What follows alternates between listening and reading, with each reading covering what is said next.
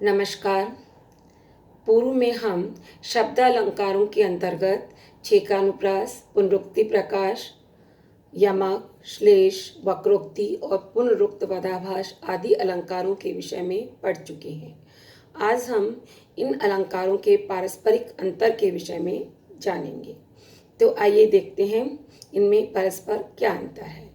सर्वप्रथम हम अनुप्रास के ही दो भेद छेकानुप्रास एवं वृत्त्यनुप्रास को लेते हैं। छेकानुप्रास एवं वृत्त्यनुप्रास दोनों में ही वर्ण की आवृत्ति होती है।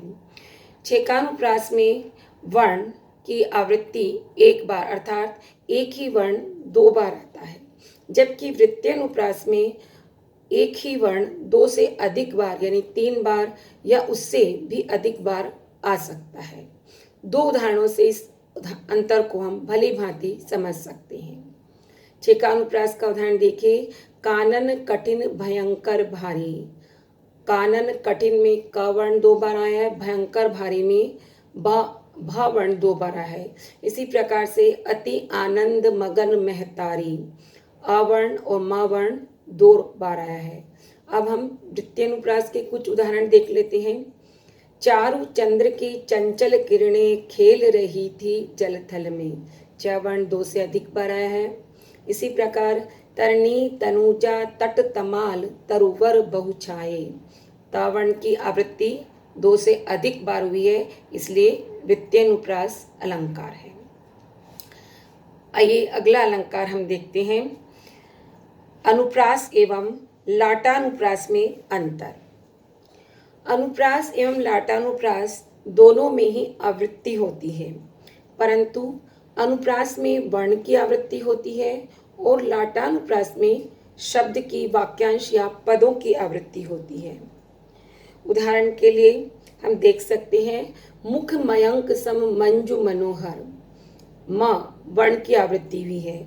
और इसी प्रकार लाटानुप्रास का एक उदाहरण, अपना कुछ भी न रहा अपना, यहाँ अपना शब्द की आवृत्ति है और अन्वय हर बार अलग हो सकता है। अब हम देखते हैं लाटानुप्रास और यमक अलंकार में अंतर क्या है। दोनों में ही शब्द की आवृत्ति होती है। लाटानुप्रास में शब्द की आवृत्ति होती है और अर्थ प्रत्येक बार एक होता है, अन्वय अलग हो सकता है। परंतु यमक में भी शब्द की आवृत्ति होती है, परंतु अर्थ प्रत्येक बार भिन्न या अलग होता है। दो उदाहरणों के माध्यम से इसे समझ सकते हैं। लाटानुप्रास का एक उदाहरण देखिए, अब जीवन में नहीं जीवन है। और यमक का उदाहरण देखिए, घन जीवन दो बरसाकर जीवन। यहाँ पर जीवन, यमक में जीवन शब्द 2 बार आया है। पहले का अर्थ है जीवन और दूसरे जीवन का अर्थ है पानी। अब देखिए यमक और श्लेष अलंकार में अंतर। दोनों में ही एक शब्द के अनेक अर्थ होते हैं, परंतु यमक में शब्द अनेक बार आता है और प्रत्येक बार उसका अर्थ अलग होता है, किंतु श्लेष में शब्द की आवृत्ति नहीं होती। शब्द केवल एक ही बार आता है और उस एक ही शब्द के अनेक अर्थ निकलते हैं। दो उदाहरण देखिए। यमक का, घन जीवन दो बरसाकर जीवन। यहाँ पर जीवन शब्द के 2 अर्थ हैं। जीवन 2 बार आया है। पहला जीवन यानी जीना और दूसरा जीवन यानी जल। इसी प्रकार श्लेष अलंकार में देखिए, नव जीवन दो घनश्याम हमें। यहाँ जीवन शब्द एक ही बार आया है, जीवन शब्द की आवृत्ति नहीं हुई है और उसी जीवन के 2 अर्थ निकलते हैं, पहला पानी और दूसरा जीवन।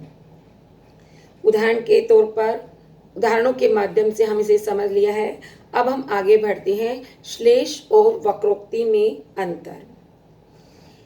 श्लेष और वक्रोक्ति अलंकार में अंतर यह है कि दोनों में ही किसी शब्द के अनेक अर्थ होते हैं, परंतु श्लेष में केवल इतना ही होता है कि शब्द के अनेक अर्थ होते हैं और उनमें शब्द की अनेकार्थकता वाली बात ही प्रधान होती है, जबकि वक्रोक्ति में एक व्यक्ति के द्वारा कहे गए शब्द का दूसरे व्यक्ति द्वारा दूसरा अर्थ कल्पित किया जाता है।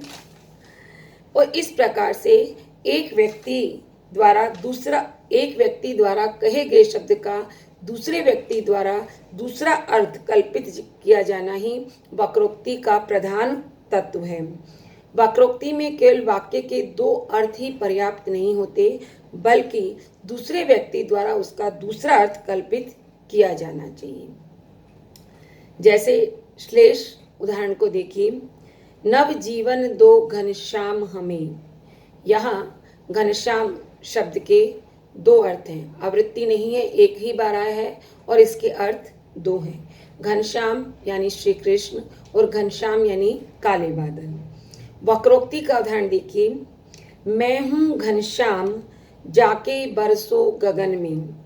यहाँ पर घनश्याम शब्द आया है और इस घनश्याम शब्द के दूसरे व्यक्ति द्वारा दूसरा अर्थ कल्पित किया जाए है।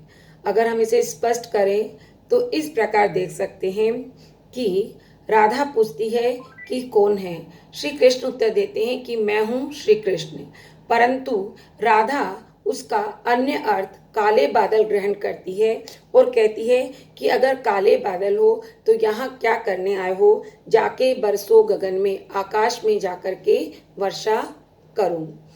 इसी प्रकार हम अनुप्रास एवं पुनरुक्ति प्रकाश में भी अंतर देख सकते हैं। दोनों में ही आवृत्ति होती है, लेकिन अनुप्रास में वर्ण की आवृत्ति होती है और पुनरुक्ति प्रकाश में शब्द की आवृत्ति होती है। और जहां पर पुनरुक्ति प्रकाश अलंकार होता है वहां पर अनुप्रास का होना अनिवार्य होता है, क्योंकि जहां शब्द की आवृत्ति होती है वहां पर वर्ण की आवृत्ति होना स्वाभाविक ही है। उदाहरण के तौर पर हम देख सकते हैं, चारु चंद्र की चंचल किरणें खेल रही थी जलथल में। ये अनुप्रास का उदाहरण है, लेकिन पुनरुक्ति प्रकाश का उदाहरण या छेकानुप्रास जहाँ होता है वहाँ अनुप्रास का होना, छेकानुप्रास जहाँ होता है वहाँ पुनरुक्ति प्रकाश अलंकार भी हो यह आवश्यक नहीं है, परंतु जहाँ पुनरुक्ति प्रकाश अलंकार होता है वहाँ छेकानुप्रास का होना अनिवार्य है, क्योंकि जहाँ शब्द की आवृत्ति होती है वहाँ वर्ण की आवृत्ति तो होती ही है। जैसे उदाहरण के तौर पर हम इस अंतर को समझ सकते हैं, गांव गांव अस होई आनंदा।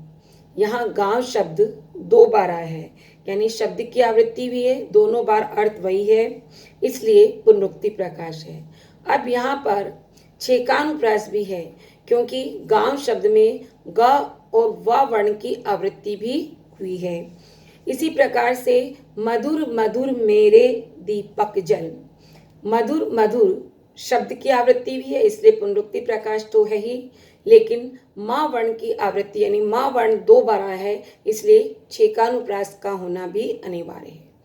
इसलिए यह ध्यान देने योग्य बात है कि जहाँ पुनरुक्ति प्रकाश अलंकार होता है वहाँ छेकानुप्रास का होना अनिवार्य है, परंतु जहाँ छेकानुप्रास अलंकार होता है वहाँ आवश्यक नहीं है कि पुनरुक्ति प्रकाश अलंकार भी हो, क्योंकि छेकानुप्रास में केवल वर्ण ही दो बार आता है, शब्द की आवृत्ति नहीं होती। लेकिन पुनरुक्ति प्रकाश में शब्द की आवृत्ति होती है, तो जहाँ शब्द की आवृत्ति होती है वहाँ वर्ण की आवृत्ति होना तो स्वाभाविक ही है। एक अन्य उदाहरण के माध्यम से इसे समझ सकते हैं, मयूरी मधुवन मधुवन नाच। मधुवन शब्द पुनः आया है, इसलिए पुनरुक्ति प्रकाश तो है ही, परंतु मधुवन मधुवन में माँ वर्ण दो बार आया है, इसलिए छेकानुप्रास अलंकार भी है। कल हम अन्य अर्थालंकारों के विषय में पढ़ेंगे।